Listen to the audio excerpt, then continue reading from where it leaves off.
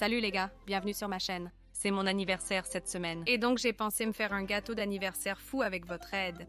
Donc, si vous me suivez sur Instagram, vous sauriez que j'ai demandé plusieurs designs, incluant cet effet de dessin animé avec le contour noir. Je me suis tellement amusée à faire ce gâteau, c'est beaucoup plus difficile qu'il n'y paraît. Donc ce tutoriel est plus de détails en gros plan de comment j'ai décoré ce gâteau, donc j'espère que vous trouverez ce tutoriel utile et bien sûr agréable à regarder. J'adore aussi l'effet de ce gâteau de dessin animé. Je pensais que c'était tellement pertinent pour mon anniversaire. En tout cas, j'espère que le tutoriel vous plaira et nous reviendrons bientôt avec plus de créations. Alors je commence avec un gâteau à 3 niveaux déjà enrobé, donc c'est 20, 15 et 10 cm. Pour ce gâteau, j'ai fait 4 couleurs pastel différentes, rose, jaune, turquoise et violet. Pour le premier niveau, je vais opter pour un motif circulaire. Donc, chaque poche à douille a une douille ronde numéro 10 dessus. Donc, ce que je vise à faire est de dresser des cercles bien plats contre la surface du gâteau. Avoir une douille dessus aide vraiment à obtenir cette forme circulaire. Désormais, le plus dur était de tenter d'aplanir autant que possible les cercles. Alors j'ai imité la même action que je ferais lorsque je pipe des macarons. Je reste bien près de la surface du côté du gâteau et si je veux un cercle plus grand, je commence à bouger ma main. Il a fallu un peu de pratique pour m'y habituer car ce que je voulais vraiment éviter, c'est d'avoir des pics et que les cercles ressortent trop. Je veux les garder bien plats. Cependant, s'il y avait quelques pics, je n'étais pas inquiète parce que je savais que je les aplatirais après. J'ai donc dressé différentes tailles de cercles en alternant toutes les couleurs et en comblant les espaces au fur et à mesure. Une fois satisfaite de la couverture des cercles, j'ai procédé à leur aplatissage. Ce que je n'ai pas mentionné au début, c'est que ce gâteau était extrêmement froid. Il avait été dans le congélateur, puis je l'ai transféré dans le réfrigérateur, et en plus ma climatisation était vraiment forte. Et donc, ce qui se passait, c'est qu'aussitôt que j'ai appliqué la crème au beurre, elle se fixait déjà sur le gâteau, ce qui rendait l'aplatissement de la crème au beurre beaucoup plus facile. J'utilise en fait ici un couteau à palette inclinée. On peut utiliser un couteau ordinaire pour cela, mais l'avantage d'avoir un couteau à palette inclinée, c'est que l'extrémité du couteau est vraiment étroite.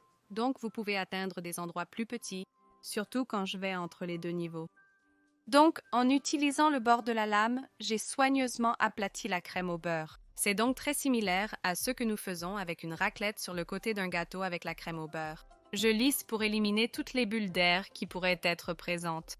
Je peux imaginer que cela serait beaucoup plus difficile si la crème au beurre était encore molle, donc cela a vraiment aidé que la crème au beurre se fixe au gâteau et reste bien froide. Ne vous méprenez pas, c'était difficile et je pense que j'ai dû décider quand arrêter sur certains cercles. Certains d'entre eux ne jouaient tout simplement pas, mais j'espérais que c'était correct. Ce que j'avais fait était suffisant et l'effet final aurait toujours l'air vraiment bien.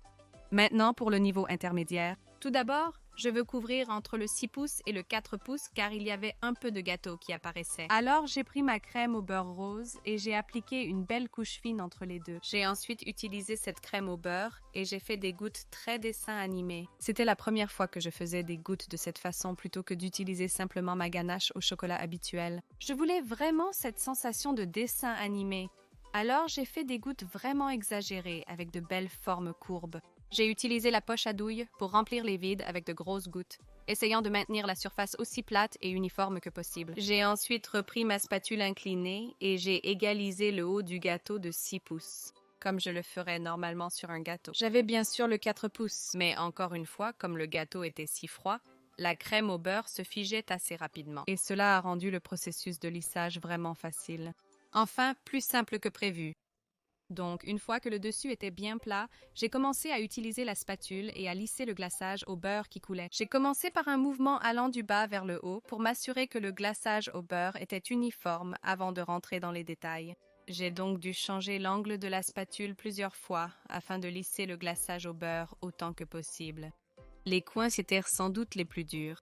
J'ai dû faire le tour du gâteau plusieurs fois, nettoyer les coins, puis aplatir à nouveau le dessus et continuer ainsi jusqu'à ce que je sois satisfaite de cette couche. Alors maintenant pour le niveau supérieur. Je voulais décorer avec une poche à douille en style cartoon. Donc, l'utilisation de la douille était vraiment utile.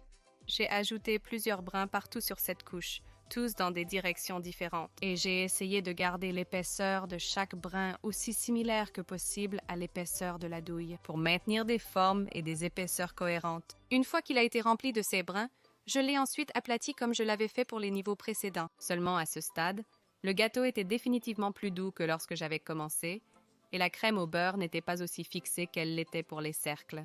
Donc cela a nécessité un peu plus de travail et un peu plus de patience. Ce que j'aurais probablement dû faire, c'est remettre tout le gâteau au réfrigérateur ou au congélateur pour raffermir la crème au beurre, mais j'ai décidé de me compliquer un peu plus la tâche.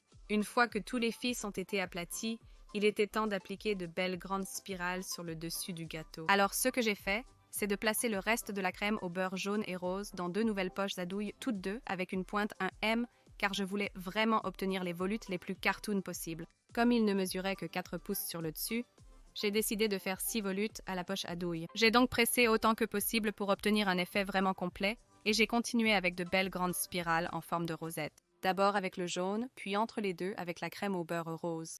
Et même si c'était si simple sur le dessus, j'ai vraiment adoré l'effet de ces tourbillons sur l'ensemble du gâteau. Donc, même si j'aimais l'apparence du gâteau à ce stade, il n'était pas terminé car je devais préparer la ligne de dessin animé. Comme vu dans mes tutoriels précédents, je n'ai jamais fait de crème au beurre noir. La raison en est que c'est assez difficile et que cela nécessite beaucoup de coloration. Cependant, comme la ligne noire serait minime, j'étais contente de le faire pour ce gâteau. Lorsque vous faites du beurre noir, il est beaucoup plus facile de travailler sur un beurre déjà foncé. J'ai donc mis tout le beurre restant dans un bol, puis j'ai incorporé de la poudre de cacao et je l'ai mélangé. C'est donc une sorte de triche de beurre au chocolat. Cela lui a donné cette base plus foncée pour ensuite la colorer. Colorer du beurre blanc le rendrait simplement gris et demanderait plus de coloration. Une fois le cacao mélangé, j'ai ajouté pas mal de gouttes de colorant alimentaire en gel et j'ai mélangé le tout. Comme vous pouvez le voir, il est resté assez brun, mais il est devenu vraiment foncé. Si vous avez déjà travaillé avec de la crème au beurre, vous savez que la couleur se développe avec le temps, surtout si vous la refroidissez. Une fois que tout le colorant alimentaire en gel noir a été mélangé, j'ai placé du film alimentaire sur le dessus et l'ai mis au réfrigérateur toute la nuit avec le gâteau pour que le gâteau et la crème au beurre soient bien fermes jusqu'au lendemain. Le lendemain, j'ai laissé la crème au beurre à l'extérieur pendant quelques heures pour revenir à température ambiante et vous pouvez déjà voir à quel point elle est plus sombre. Le mélanger renforce vraiment sa couleur noire. Maintenant, vous pouvez voir qu'il n'est pas totalement noir, mais assez sombre et j'en suis contente.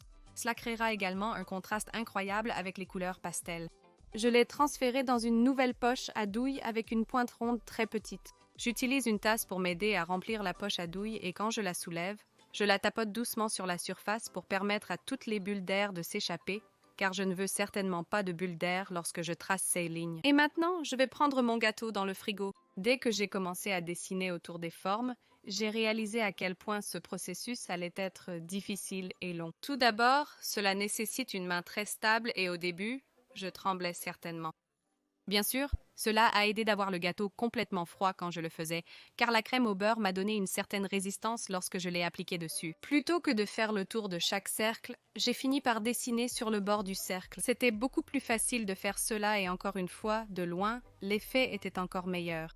J'ai également rapidement réalisé à quel point la pression était importante pour appliquer la ligne sur le gâteau afin qu'elle ait quelque chose à quoi adhérer. Il y a eu quelques scénarios où la crème au beurre s'est un peu détachée de ma poche à douille lorsque je l'ai lâchée. J'ai donc dû appliquer un peu plus de pression que je ne le pensais, mais si j'exerçais trop de pression, la ligne serait affectée. C'était probablement la chose la plus difficile. Maintenant, vous pouvez voir que certaines lignes sont un peu plus épaisses que d'autres, mais c'était ma première tentative et sachant ce qui m'attendait, je choisirais probablement un design différent. Néanmoins, j'ai vraiment aimé l'effet. Ce que j'aime avec ces gâteaux de dessin animé, c'est que chaque étage est délimité.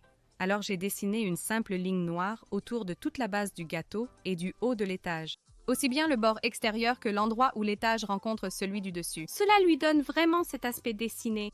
Quand je traçais ces lignes, ma main tremblait vraiment à ce moment-là et j'ai réalisé qu'il est en fait plus facile de tracer plus vite. Mais évidemment, c'est vraiment effrayant. Donc je jouais toujours avec la pression et la vitesse. Mais au moment où j'ai commencé à délimiter les gouttes, j'étais un peu plus confiante. Les belles formes fluides des gouttes m'ont vraiment aidé à appliquer cette crème au beurre noir sur le dessus et je n'ai pas eu trop de désastres en faisant cela. Après avoir terminé le contour de la goutte, j'ai ensuite dessiné un contour autour du haut de l'étage. J'ai décidé à ce moment-là d'utiliser réellement un cure-dent pour nettoyer certaines zones qui me dérangeaient vraiment. Des endroits où les lignes noires s'étaient rencontrées, ou si j'avais fait le tour et rendu la ligne noire plus épaisse. Encore une fois, comme le gâteau était froid, cette crème au beurre noir s'est fixée sur le gâteau, donc j'ai pu le faire sans trop le bavurer.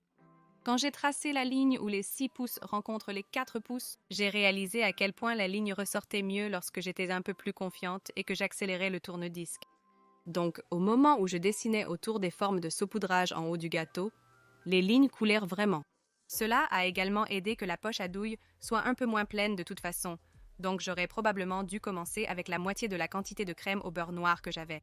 Comme toujours, pocher est plus aisé avec moins de crème dans la poche à douille. Pour les spirales sur le dessus, c'est probablement le plus difficile de juger combien de lignes noires je voulais dessiner. Je voulais toujours délimiter les gribouillis, mais si je devais détailler chaque détail sur chaque gribouillis, il y aurait eu trop de noir, alors j'ai fait une sorte de combinaison. J'ai contourné quelques-uns des bords cannelés, puis un peu sur le dessus.